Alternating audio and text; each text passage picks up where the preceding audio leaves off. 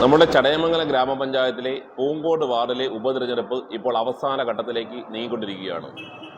ഞങ്ങളുടെ പ്രചരണങ്ങൾ നിങ്ങൾ കണ്ടു കാണും. ഞങ്ങൾ ഈ നാട്ടിലെ വികസന മുരടിപ്പും രാഷ്ട്രീയവും ചൂണ്ടിക്കാണിച്ചുകൊണ്ടാണ് ജനങ്ങളെ സമീപിക്കുന്നത്. എന്നാൽ അതിൽ നിന്ന് വ്യത്യസ്തമായി UDF സ്ഥാനാർത്ഥിയായി മത്സരിക്കുന്ന അഡ്വക്കേറ്റ് ഉഷ ബോസിനെതിരെ ഇടതുപക്ഷം ഒറ്റയ്ക്കും കൂട്ടായും വീടുകളിൽ ചെന്ന് വ്യാപകമായ രീതിയിൽ അവർക്കെതിരെ പ്രചണ്ഡമായ പ്രചരണങ്ങളാണ് അഴിച്ചുവിട്ടുകൊണ്ടിരിക്കുന്നത്. ഇത് നല്ല ഒരു രാഷ്ട്രീയമല്ല എന്നാണ് എനിക്ക് പറയാനുള്ളത്. കാരണം ഈ തെരഞ്ഞെടുപ്പിന്റെ തുടക്കത്തിൽ ഈ ഇലക്ഷൻ മത്സരിക്കുവാനില്ല എന്ന് പറഞ്ഞുകൊണ്ട് മാറി നിന്ന ഒരു വ്യക്തിയാണ് അഡ്വക്കേറ്റ് ഉഷ ബോസ്. അതിന്റെ കാരണമെന്ന് പറയുന്നത് തന്നെ അവർ കഴിഞ്ഞ തവണ തെരഞ്ഞെടുപ്പ് മത്സരിച്ചപ്പോൾ അവർക്കെതിരെ നിരവധി ഭീഷണികളും അതുപോലെ തന്നെ അവരെ ട്യൂഷൻ സെന്ററുകളിൽ നിന്ന് കുട്ടികളെ പിൻവലിക്കുന്ന അവസ്ഥ വരെ ഉണ്ടായി. അത്തരത്തിലുള്ള ഭീഷണികളെല്ലാം അതിജീവിച്ചുകൊണ്ട് വളരെ തലയുയർത്തി തൻ്റെ അടുത്തോടുകൂടി മുന്നോട്ട് ജീവിതം നയിച്ചു കൊണ്ടുപോകുന്ന ഒരു ധീര വനിതയാണ് ശ്രീ ഉഷ ബോസ്.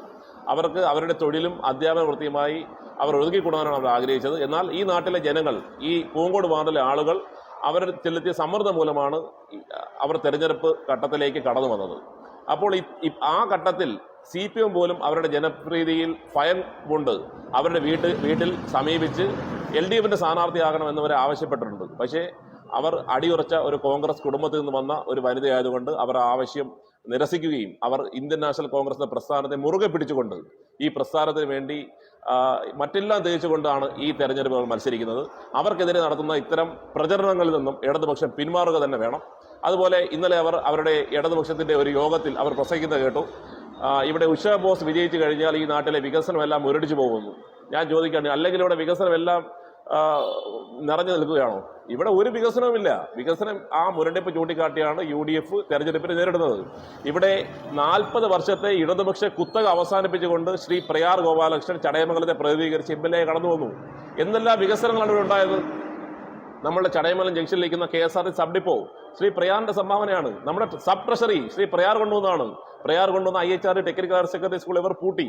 അതുപോലെ 19 സർക്കാർ സ്ഥാപനങ്ങളാണ് പ്രയാർ ഇവിടെ കൊണ്ടുവന്നത്. അത് 40 വർഷത്തെ ഇടതുപക്ഷ കുത്തക അവസാനിപ്പിച്ചുകൊണ്ടാണ് പ്രയാർ ഇവിടെ MLA ആയത്.